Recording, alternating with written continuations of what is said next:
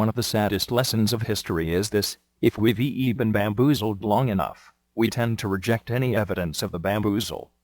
We are no longer interested in finding out the truth. If the bamboozle has captured us, it is simply too painful to acknowledge, even to ourselves. And once you give a charlatan power over you, you almost never get it back. We the people have been duped/bamboozled big time. As the sun curves through space carrying the Earth with it, our bodies and our planet move through regions where they are affected by different cosmic forces that directly result in the rise and fall of civilizations. As man's consciousness expands and contracts, and the cycle plays out, just like a solar year with its seasons, it results in great ages of enlightenment and dark ages of misery. Indeed, the archaeological record shows a broad decline of ancient civilizations beginning about 5,000 years ago. Yes, we no longer build pyramids, or even know what they were for. A great year is about 26,000 Earth years. This is best explained with this video. 5,500-year-old Sumerian cuneiform tablets reveal stunning revelations. Our Earth is a part of a binary star system. Our Earth has been a part of many catastrophic events. Those two paragraphs mean evolution is a hoax. The very beginning of mankind as we are today, the Anunnaki arrived here about 400,000 years ago. That's about 15 great years, but man has been here far longer than that. The Anunnaki bred us to be their slaves. Atlantis. I used to think this was a myth, but there are many discoveries in the past couple decades that suggest otherwise. Why would so many cities both abroad and here be named after it? And we know that nuclear war happened in present-day Iraq and Syria about 5,000 years ago. And now this, the city of Atlantis. My point so far, we are not the most advanced civilization ever. Not even close. Although, tech-wise we seem to be rising. That may not be a good thing. All the electronics interferes with our biological bodies. The Exodus, 1500 before Christ. In the Bible it discusses how the Israelites escaped Egypt. The Dark Ages. When I was in high school, history included the Dark Ages.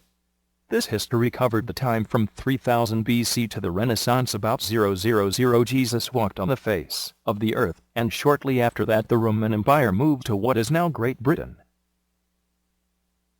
One of the rules of the universe, or at least seems this way, is a corrupt side of the world has to reveal what it is planning to do. That's why all the movies and TV seem to rhyme with what happens next. They must let us know what they want the future to be. Jesus Christ Superstar, the movie, is a prime example of this. The movie encompasses 2,000 years. It tells how the Romans were absolutely scared of Jesus Christ. They had no idea who he was and what he was doing.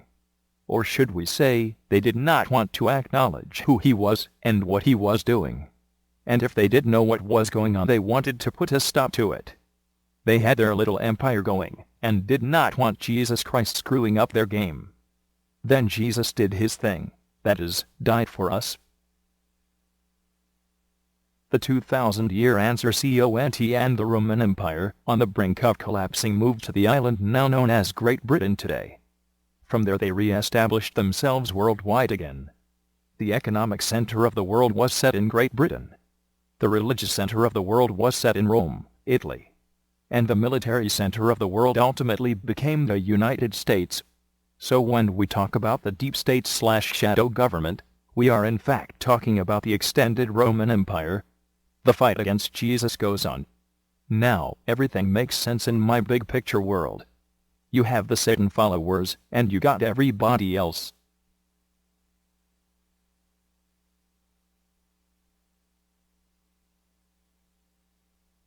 About 325 the Bible was edited to about what it is today. At least 17 books were scrapped, and How to Pray was edited out of the other books. Since Western culture grew out of Christianity, this left the Western people dumb as doornails. Everyone else has a chance of knowing who they are. Can you imagine how this changed the Western culture?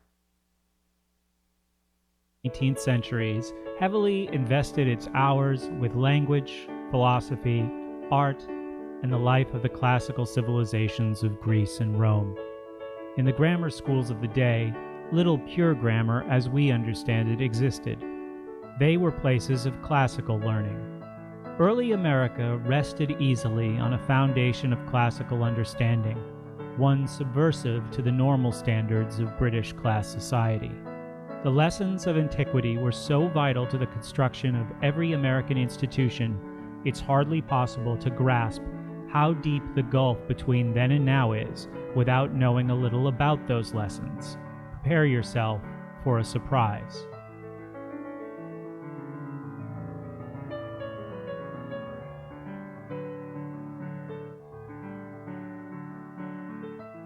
For a long time, for instance, classical Athens distributed its most responsible public positions by lottery: army generalships, water supply, everything. The implications were awesome. Trust in everyone's competence was assumed.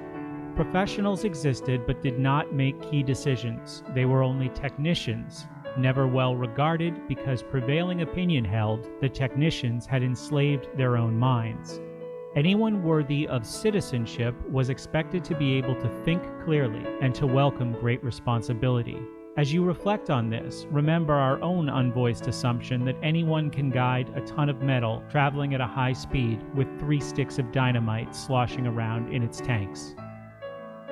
When we ask what kind of schooling was behind this brilliant society, which has enchanted the centuries ever since, any honest reply can be carried in one word: none. No boys and girls spent their youth attending continuous instruction under the command of strangers. Indeed, nobody did homework in the modern sense. None could be located on standardized tests. The test that mattered came in living. The idea of schooling free men in anything would have revolted Athenians. Forced training was for slaves.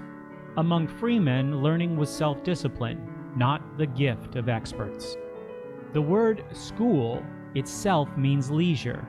Leisure in a formal garden to think and reflect. Plato, in the Laws, is the first to refer to school as learned discussion.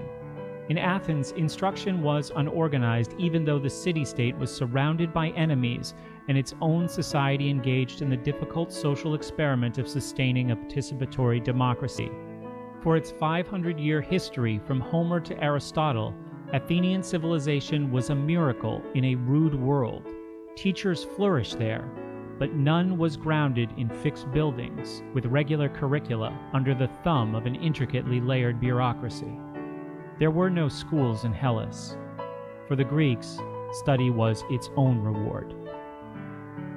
Sparta, Athens' neighbor, was a horse of a different color. Society in Sparta was organized around the concept of cradle-to-grave formal training. The whole state was a universal schoolhouse. Official prescriptions for the population filled every waking minute, and the family was employed as a convenience for the state. Sparta's public political arrangements were an elaborate sham, organized nominally around an executive branch with 2 legislative bodies, but ultimate decision-making was in the hands of a small elite who conducted state policy among themselves. The practical aspect of imitation democracy figures strongly in the thought of later social thinkers, such as Machiavelli and Hobbes, as well as in the minds nearer our own time, who had influence on the shape of American forced schooling. Spartan ideas of management came to American consciousness through the classical studies in early schooling, through churches, and also through interest in the German military state of Prussia, which consciously modeled itself after Sparta. As the 19th century entered its final decades, American university training came to follow the Prussian Spartan model.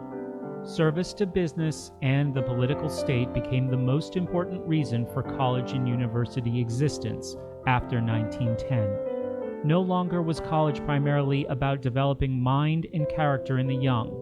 Instead, it was about molding those things as instruments for use by others. When the instructional system of Athens transferred to Imperial Rome, a few schools we would recognize began to appear. The familiar punishment practices of colonial America can be found anticipated vividly in the famous fresco at Herculaneum, showing a Roman schoolboy being held by two of his classmates while the master advances, carrying a long whip. Horace immortalizes pedagogue Orbilius for whipping a love of old poets into him.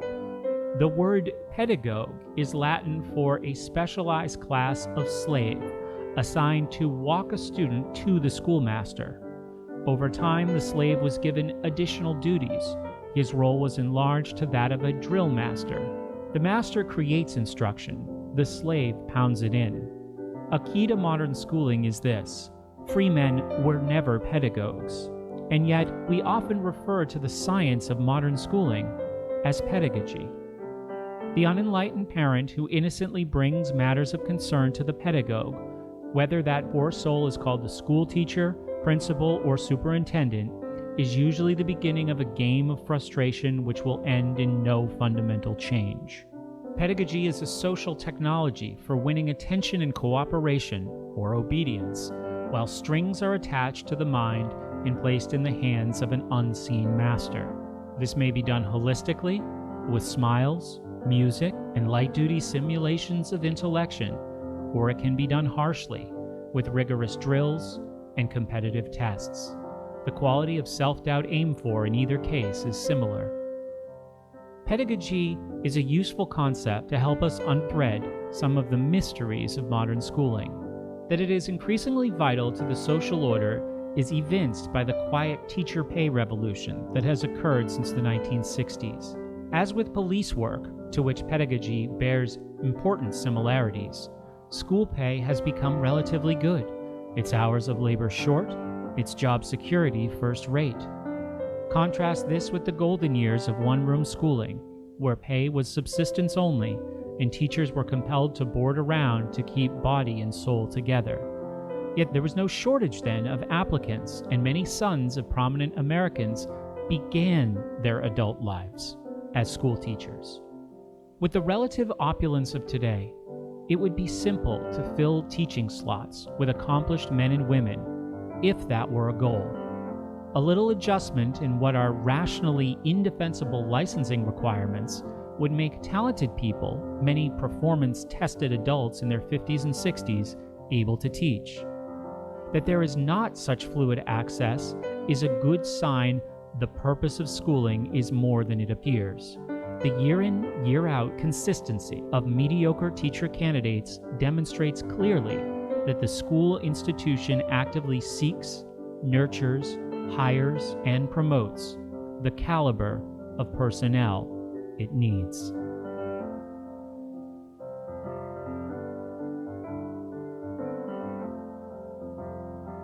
The Renaissance. This is when many of today's leading colleges were started. Science began to blossom. I question where all this knowledge came from.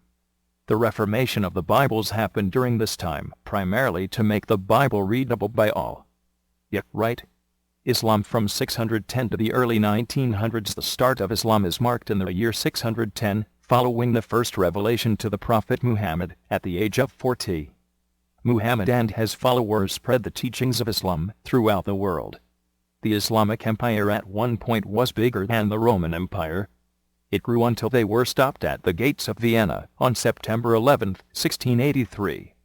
The Islamic Empire ended in 1924, in Turkey. Now I have it narrowed down to when the USA story steps in. 1776, the start of USA. This is our 4th of July. This broke a cycle of rising and falling nations. Yeah, right. No, it was the 1776 World War. Articles of Confederation. The Continental Congress adopted the Articles of Confederation, the first Constitution of the United States, on November 15, 1777. However, ratification of the Articles of Confederation by all 13 states did not occur until March 1, 1781. U.S. Constitution. The U.S. Constitution was adopted and signed in September 1787, but signing wasn't enough. It had to be ratified by 9 of the 13 states before it became binding. That happened when New Hampshire ratified it on June 21, 1788. Under the U.S. Constitution, we the people had a republic. That meant rule of law government. Rule of law means minorities are protected without any special/unconstitutional laws. Shortly after the ratification of the Constitution, the federal government had no laws. Do you know, the laws like for murder and burglary, etc. The solution was to adopt the British common law laws.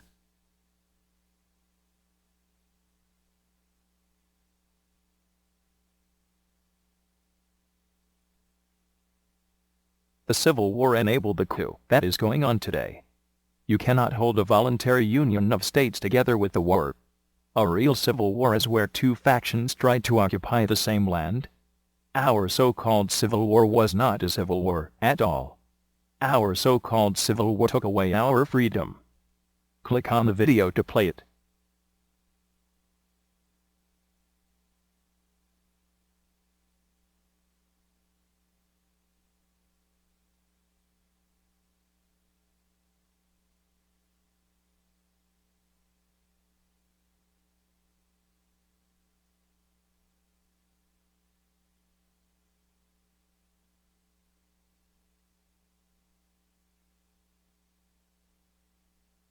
The war was not over slavery. It was not an issue. Let me prove to you, just by two simple statements, I'll give you more, but let me prove to you that the war was not fought over slavery. And therefore this flag could never ever have represented slavery. You see, Abraham Lincoln proposed a 13th Amendment to the Constitution. He proposed that 13th Amendment in March of 1861. Here was Abraham Lincoln's proposed 13th Amendment. Quote, "No amendment shall be made to the Constitution which will authorize or give Congress the power to abolish or interfere within any state with the domestic institutions thereof, including that of persons held to labor or service by the laws of said state." End quote. Did you hear that? Lincoln's proposed 13th Amendment said Congress shall not have the power to interfere with any institutions within any state, including those held to labor or service by the laws of that state. In other words, what Abraham Lincoln was saying to the South, if you will accept this proposed 13th Amendment, you may forever keep slaves. Folks, Beauregard never fired on Fort Sumter until April the 9th. This was in March of 1861. If the war had been about slavery, and if the South wanted just to keep slaves and that was it, why fire a gun? Why fire a shot? Just simply accept this proposed 13th Amendment and it would all be over. Let me read to you. This resolution was passed unanimously by Congress on July the 23rd, 1861. You may read it for yourself in the congressional record. Here's what this resolution says. The war is waged by the government of the United States, not in the spirit of conquest or subjection, nor for the purpose of overthrowing or interfering with the rights or institutions of the states, but to defend and protect the Union. Congress said, the war's not about slavery. Lincoln said, the war's not about slavery. I will even give you a 13th Amendment that will allow you to make slavery permanent. You see, what was happening was this. There's a lot of issues, and I can't cover them all tonight. But one of the issues was an economic issue. Do you realize the South, before the war, was extremely wealthy? And the South, before the war, funded probably 75 to 80% of all the taxes. But the North wanted a 40% tariff. The South said no. The most we will ever agree to is a 10% tariff. And what Lincoln and the radical Republicans were doing was this. They were saying, we will give you the 13th Amendment. We will let you keep your slaves if that's what you want. You just let us keep our tariffs. In other words, the North was willing to sell the blacks out for money, for higher taxes. They weren't interested in the slaves. They could care less. You see, Hapgood's book, Abraham Lincoln, the Man of the People, on page 273, quotes Abraham Lincoln as saying, if I could save the Union without freeing any of the slaves, I would do it. Abraham Lincoln later said that slaves are property, and if freed, they should be paid for.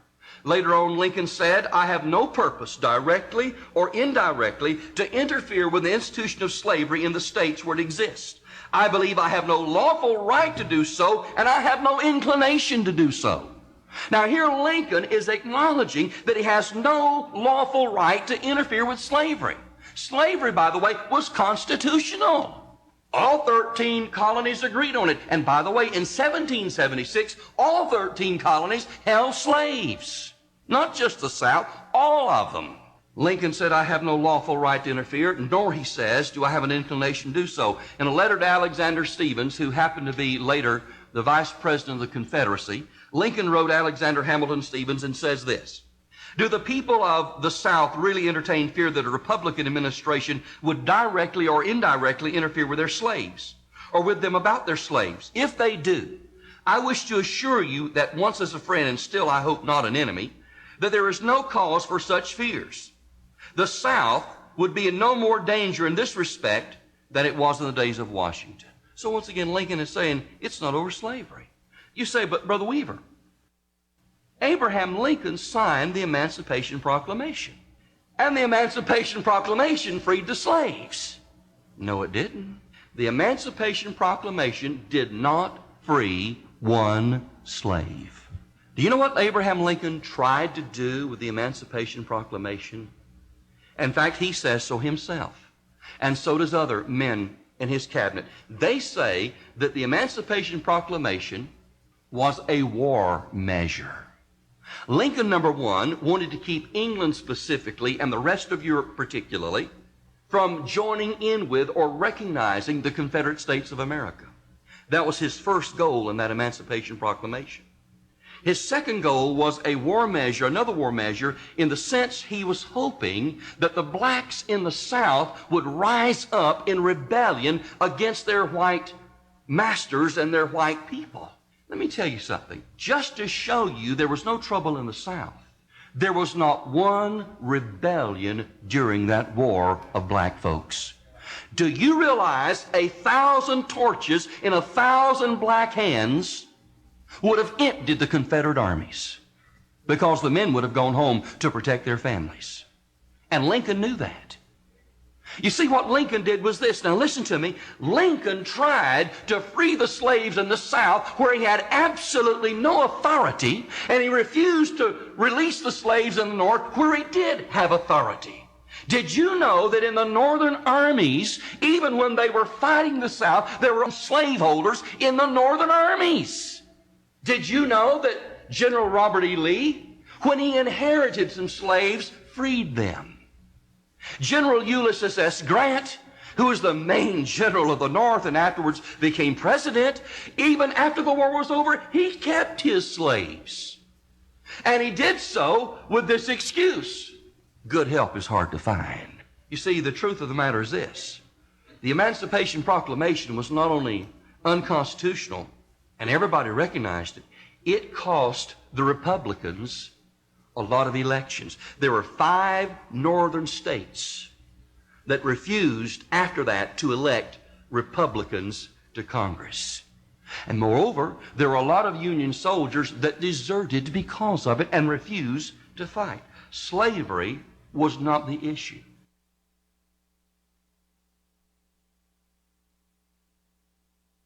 What happened that got us so off course? The very short answer to that is the so-called Civil War. We had Jeffersonian government before 1861.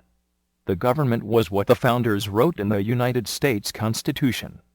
And then Lincoln ISM set in, and the government has been getting bigger and bigger ever since. There has been no president since Lincoln that has upheld the U.S. Constitution as written. So why did the government get bigger and bigger? Short answer: Lincoln changed the culture of the elected officials. They knew that nothing would happen without fear of accountability if they cheated/were corrupt, and there was no way to remove them. Then the Progressive Era and the Constitution 1913, living, breathing Constitution. Is it? Could be, since 1913. That is when democracy, which is a stepping stone to communism, got a real grasp on the USA. Democracy is a smokescreen to hide communism, what they are really doing. The 17th Amendment facilitated the living constitution/progressive movement. Once democracy was in place and the rule of law was set aside, the left/communists were free to do as they pleased.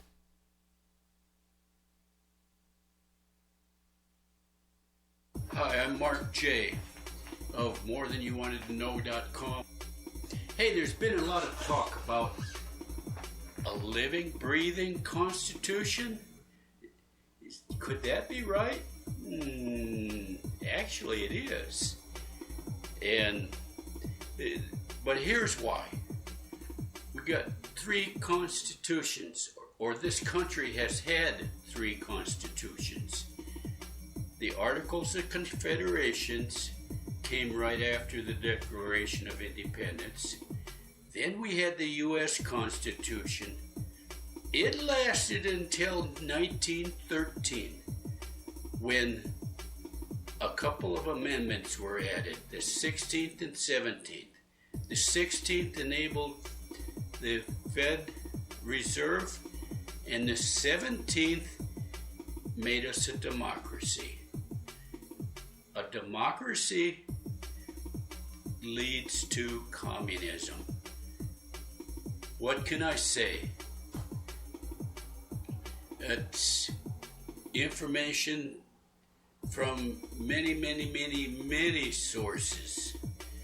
And the word democracy is not in the U.S. Constitution, but it is in the Communist Manifesto. And these people that argue living, breathing constitution because any document that old can't be right. Not. Any document that old that lasted for 150 years because of its principles. The principles are still okay. They're still correct. Oh, this living, breathing constitution that happened because of the 13th Amendment, it is documented to today in the rule of law.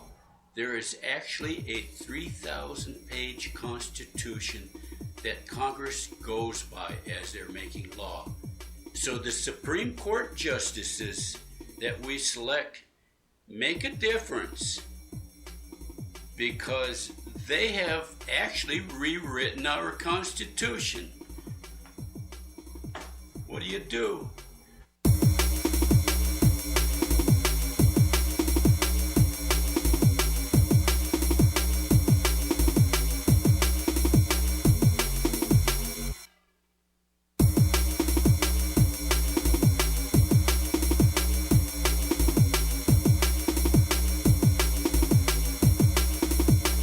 The Progressive Era Constitution continued under a living constitution. We the people have a democracy.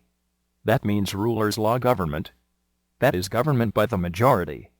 In 1913 is when the 16th Amendment was supposedly ratified. It opened the door for federal taxes. The Federal Reserve Act established a central banking system in the United States not controlled by the federal government or we the people. It is privately owned and designed to control the federal government. The state banking system has enslaved us with inflation and interest. And it can collapse our economy anytime it wants to. This was all done to facilitate the New World Order, a term that would not be codified until the 1980s, and this living, breathing constitution is now physical. It is called case law. These events were a coup d'etat which has gone totally unnoticed by the American public to this day. 1924 ISIS/Al-Qaeda, our modern-day terrorist group, had its fundamental beginning less than 100 years ago.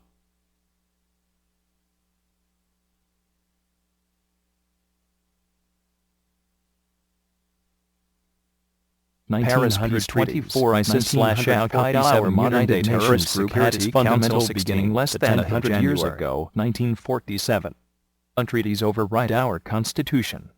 In fact, most of our current treaties override our so-called Constitution. This treaty's point is debatable. Also starting in this era, the United States State Department and CI. The State Department, along with the CI, is our shadow government. It has conducted its international diplomacy with programs like LATIO. Arizona Senator John McCain calls it the New World Order, NWO, that has served us well. Confirming the coup against USA 1963, this is when the left confirmed its control of the USA. November 22, 1963, they murdered JFK. Okay, so they murdered JFK, and have established a history of false flags. Of course the biggest was 9/11, and now COVID. The left has done everything they could short of murdering Trump to oust him.